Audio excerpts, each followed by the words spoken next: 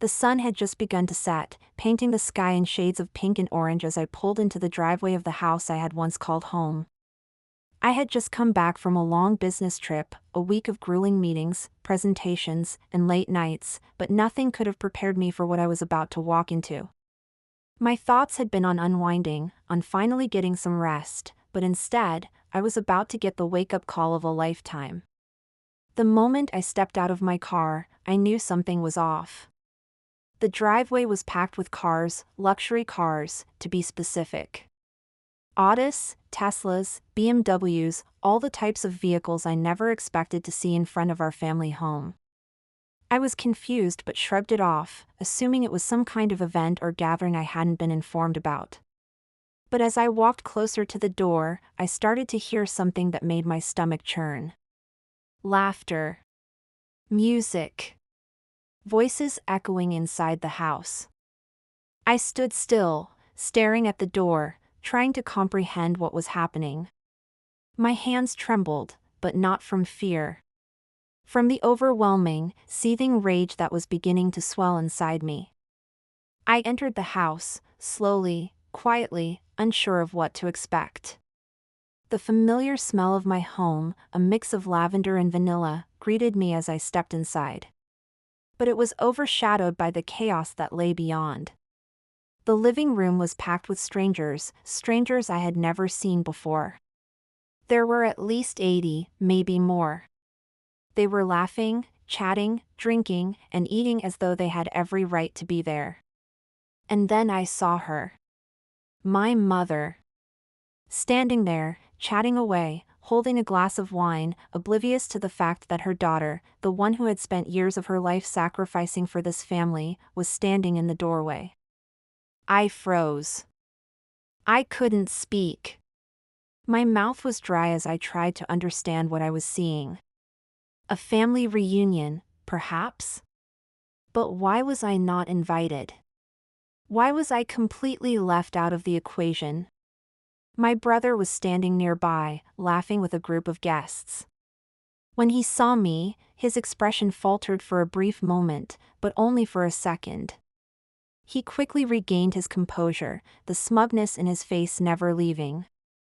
This wasn't an accident. This wasn't a simple oversight. This was calculated. This was intentional. My mind raced as the realization hit me. My mother and brother, my own family, had purposefully excluded me from their gathering. They had turned my house into a gathering spot, a stage for their little family reunion, and I had no place in it. I stood there, speechless, until my mother finally noticed me. Her eyes widened, but there was no apology in her gaze. No recognition of the hurt, no sense of guilt. Just surprise. Well, Rachel, you're home early, she said, her voice dripping with insincerity. My blood boiled. I didn't know I was invited to a family reunion, I said, my voice sharp. Her smile faltered slightly, but she recovered quickly. We wanted to surprise you. It's a little last minute, but we thought you'd enjoy having some family around. Some family? I shot back. You mean all these strangers? She glanced over her shoulder at the sea of unfamiliar faces. Well, they're your extended family. We thought it would be a nice way to reconnect. I clenched my fists. How many times had I tried to reconnect? How many years had I spent trying to bridge the gap between us, only to have them push me away? It was clear now, my place in their lives was nothing more than an afterthought. My brother, sensing the tension, walked over, his face a mixture of confusion and irritation. Rachel, come on. It's not that big of a deal. It's just a family reunion. You're overreacting. I felt my heart race. He was minimizing this. Dismissing my feelings as though they didn't matter. As though I didn't matter. I could feel the anger rising within me, but I knew better than to explode in front of them. This wasn't the time. I had a plan, a much more satisfying response to their disrespect than just yelling. I was about to teach them a lesson they wouldn't soon forget. The calm before the storm, I excused myself from the chaos and retreated to my room, shutting the door behind me with a soft click. For a moment, I just stood there, staring at the walls of my room, which had once been a place of solace. My mind was a whirlwind. How could they do this? How could they disrespect me in my own home? But I wasn't going to let my emotions dictate my actions. No, I had something much more powerful planned. The years of being ignored, belittled, and excluded were finally catching up with me, and I was going to make sure that my mother and brother learned a lesson they would never forget. I picked up my phone, dialed the number of my real estate agent, and told him to get the house on the market as soon as possible. The $2.1 million house that had been left to me by my father, my inheritance, was about to be sold. And I wasn't going to wait another moment. By the time my family was still mingling in the living room, the wheels were already in motion. The house was going to be sold, and I wasn't going to give them a chance to change my mind. The aftermath: the next morning, when I went downstairs, the house was quieter, but the tension was palpable. My mother and brother were sitting in the living room, clearly discussing the previous evening's events. When they saw me, their expressions shifted. They were nervous, unsure of what to say. It wasn't long before my mother spoke up. "Rachel, about last night," she began, her voice faltering. "About last night?" I repeated, cutting her off. "You didn't even have the decency to invite me to my own home. My house, Mom. The one that was supposed to bring us together. But instead, you turned it into a circus. So, I've decided to sell it." Her face went pale. "You're what?" "I'm selling the house," I repeated calmly. "I've already put it on the market. The sale will be finalized soon." My brother's jaw dropped. "What are you talking about? You can't sell the house. It's part of the family." "Not anymore," I said, my voice icy.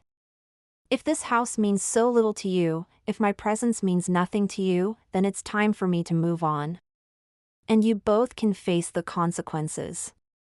My mother was silent, her face red with frustration and anger. "You're being unreasonable."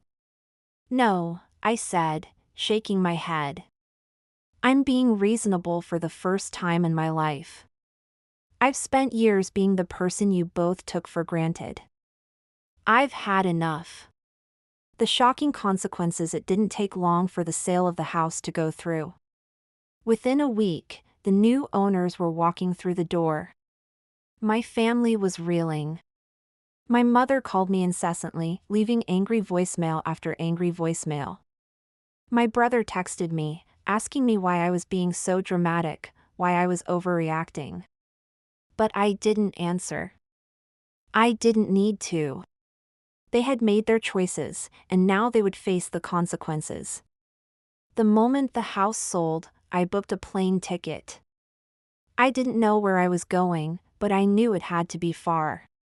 Far from the chaos. Far from the drama. I needed to find myself again. For the first time in years, I was free. Free from the expectations. Free from the hurt. Free from the toxic relationships that had kept me bound for so long. When I returned a few weeks later, my mother and brother confronted me again. This time, it was different. There were no excuses, no justifications. Just regret. "I never meant to hurt you," my mother said, her voice shaky.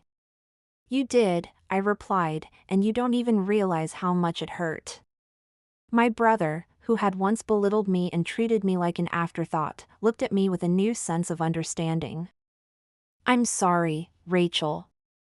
We took you for granted. We didn't see what we had until it was gone." And that was when I realized something. this wasn't just about the house. It was about the boundaries I had finally set, the respect I had finally demanded. By walking away, by choosing myself for once, I had made them see my worth. The lesson learned selling the house wasn't about revenge. It was about reclaiming my life, my happiness, and my peace of mind. I didn't need to destroy everything in my path. I didn't need to burn bridges to get my point across. I just needed to walk away. And in doing so, I forced them to face the truth. Sometimes, the most powerful move is the one that doesn't involve confrontation at all. Sometimes, it's about walking away, letting go, and showing people that you are worth more than they ever gave you credit for. The house was gone, but in its place, I had something far more valuable. I had peace. I had respect. And most importantly, I had my dignity. And for the first time in years, I was finally free.